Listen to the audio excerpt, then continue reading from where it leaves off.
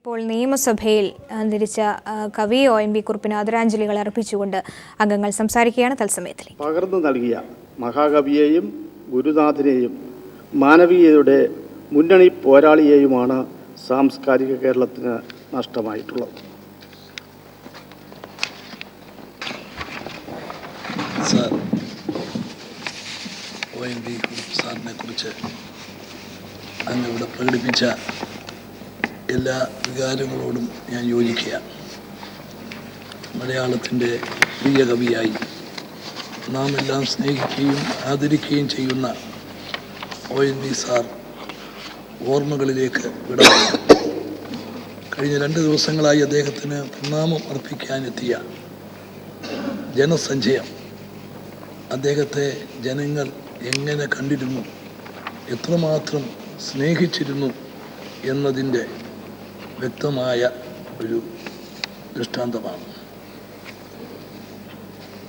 ഈ പ്രകൃതി സ്നേഹി എന്ന നിലയിലും മലയാളത്തിൻ്റെ പ്രിയപ്പെട്ട കവി എന്ന നിലയിലും അദ്ദേഹം മലയാളികളുടെ മനസ്സ് എല്ലാം കീഴടക്കി.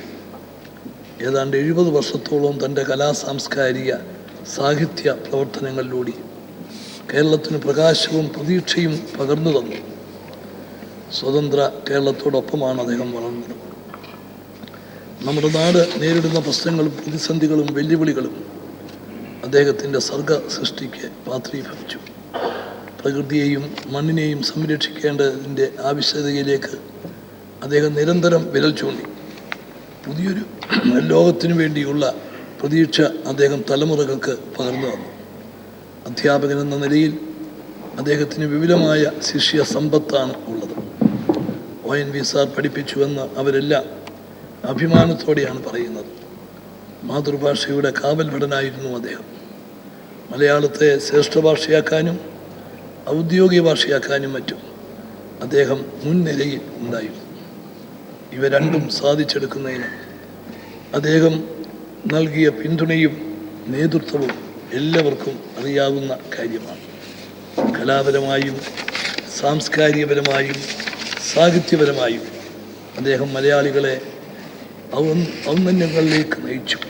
കേരളം അദ്ദേഹത്തോട് എക്കാലവും കടപ്പെട്ടിരിക്കുന്നു. അദ്ദേഹത്തിൻ്റെ സർഗസൃഷ്ടികളാണ് അദ്ദേഹത്തിൻ്റെ ഏറ്റവും വലിയ സ്മാരക ശിലകൾ.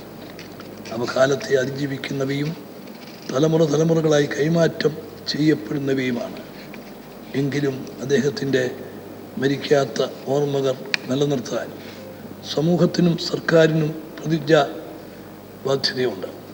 അതിന് തിരുവനന്തപുരത്തിന് അദ്ദേഹത്തിൻ്റെ ഒരു പ്രതിമ സ്ഥാപിക്കുവാൻ നടപടി സ്വീകരിക്കുമെന്ന കാര്യം ഈ അവസരത്തിൽ ഞാൻ അറിയിക്കുകയാണ്.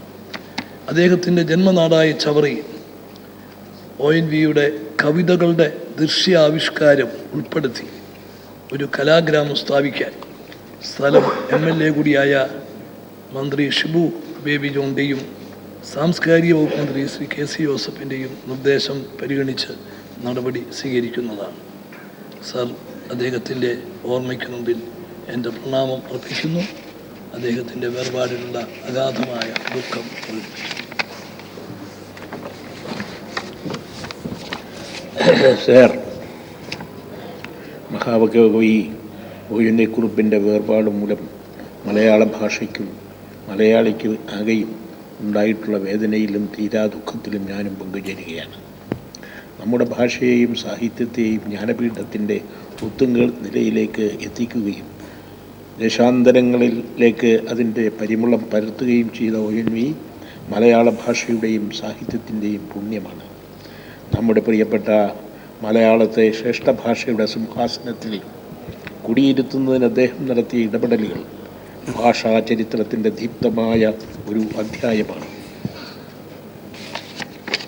കഴിഞ്ഞ 7 പതിറ്റാണ്ടോളമായി മലയാള കാവ്യശാഖയുടെ വികാസ പരിണാമ ഘട്ടങ്ങളിലെല്ലാം ശിരസുയർത്തി നിന്ന് മഹാമേരുവിനെ ONV 1940കളിൽ ആരംഭിച്ച അദ്ദേഹത്തിൻ്റെ കൈരളി സബരിയ അല്പം പോലും ഊനം തട്ടാതെ 1000 പൂർണ്ണചന്ദ്രന്മാരെ കൺകുളിർക്കെ കാണുന്നതിന് വരെ തുടർന്നു.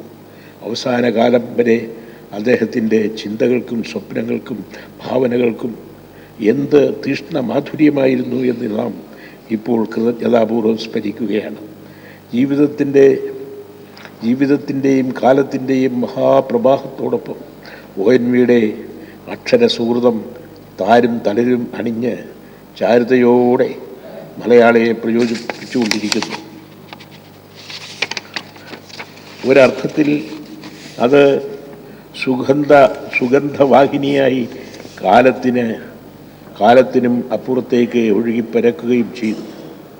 അനശ്വരങ്ങളായ നിരവധി കാവ്യങ്ങൾക്കൊപ്പം മലയാളിയുടെ നാവിൻ തുമ്പിൽ എന്നും തത്തിക്കളിക്കുന്ന ഹൃദയഹാരിയായ ചലച്ചിത്ര ഗാനങ്ങൾ കൊണ്ടും ONV മലയാള ഭാഷയെയും സാഹിത്യത്തെയും ധന്യമാക്കി.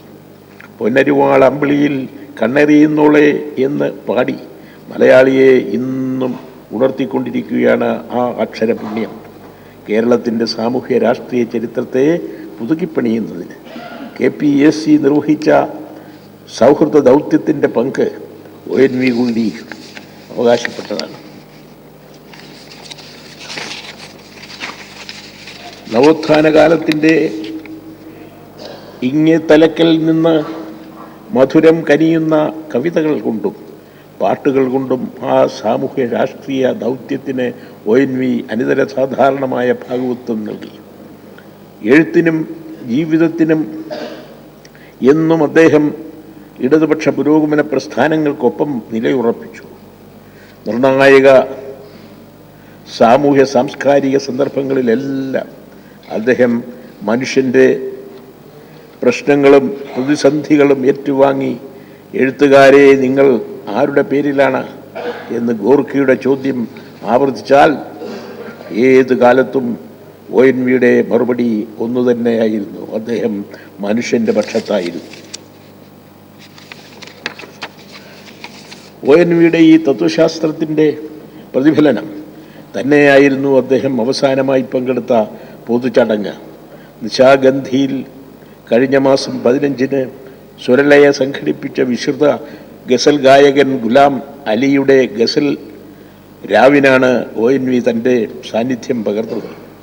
അസഹിഷ്ണുതകൾക്ക് എതിരായി മതസഹിഷ്ണുതയുടെ വിശുദ്ധി കൊണ്ട് തീർത്ത സാംസ്കാരിക പ്രതിരോധമായിരുന്നു ഗുലാം നബിയുടെ ആ ഗസൽ രാവ്. അങ്ങനെ ONV പങ്കെടുത്ത അവസാന ചടങ്ങിലും യാദൃശ്ചികമായ അർത്ഥദീപ്തി ഉണ്ടായിരുന്നു.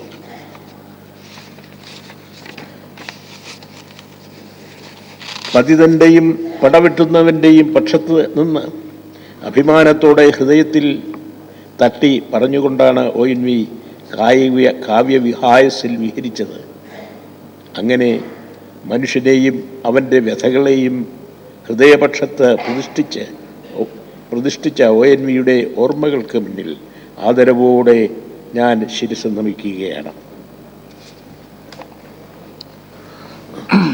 സർ, ഇവിടെ അങ്ങും അതുപോലെ തന്നെ മുഖ്യമന്ത്രിയും ബഹുമാന പ്രതിപക്ഷ നേതാവും ഒക്കെ പറഞ്ഞ കാര്യം വസ്തുത തന്നെയാണ്. സർ, ഈ ചരമോപചാരം പോലും വളരെ അപൂർവവും ഒരുപക്ഷെ വളരെ അസാധാരണവുമാണ്. അധികാര സ്ഥാനത്തോ അല്ലെങ്കിൽ അങ്ങനെയുള്ള ഒരു സ്ഥാനങ്ങളിലൊന്നും വരാത്ത ഈ മഹൽ വ്യക്തി ഇന്ന് നമ്മെ വിട്ടുപിരിഞ്ഞപ്പോൾ ഓരോ മലയാളിയും വാസ്തവത്തിൽ ദുഃഖിക്കുകയാണ്. അദ്ദേഹത്തിൻ്റെ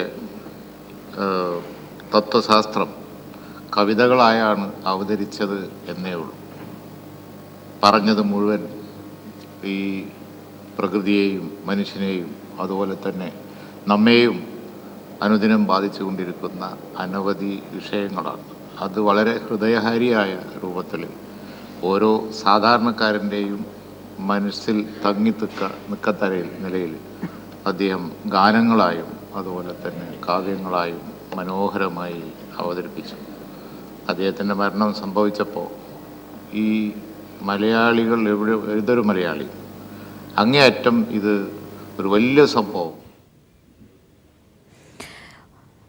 ONVക്ക് ആദരമർപ്പിച്ച നിയമസഭയിൽ അംഗങ്ങൾ സംസാരിക്കുന്നതിന്റെ തത്സമയ ദൃശ്യങ്ങളാണ് കണ്ടത്. ONVക്ക് ആദരമായി തലസ്ഥാനത്ത് ഒരു പ്രതിമ സ്ഥാപിക്കുമെന്ന് മുഖ്യമന്ത്രി സഭയെ അറിയിച്ചു.